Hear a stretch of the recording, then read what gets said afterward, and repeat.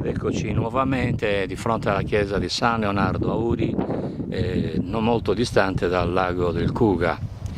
La seconda parte del filmato che ci presenterà Francesco Carta, focalizzando gli aspetti peculiari della facciata. La facciata della chiesa di San Leonardo, chiesa costruita in calcare bianco, si caratterizza per la decisa appartenenza proprio architettonica al romanico, con questi 4 archi a tutto sesto, 2 con al centro una mensola, e mentre abbiamo le 2 paraste a destra e a sinistra e 2 lesene che sorreggono il primo arco a tutto sesto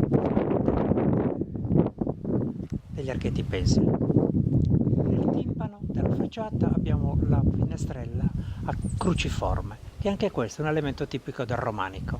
Se osserviamo i 2 archetti pensili centrali, sono leggermente più alti dei 2 archetti laterali, quindi è evidentemente un tentativo probabilmente di portare gli archi a livello della facciata. Non possiamo dire più di tanto, perché questa chiesa è stata smontata pietra per pietra dalla valle del Cuga prima che la valle venisse sommersa dalle acque del lago.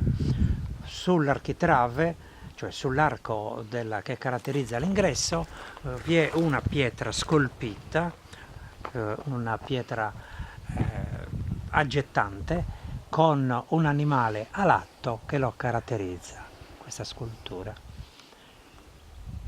Chiude la facciata le 2 linee inclinate del tetto a 2 spioventi, che probabilmente ci denuncia che all'interno ci saranno le capriate in legno, che è caratteristica anche questa delle chiese romaniche.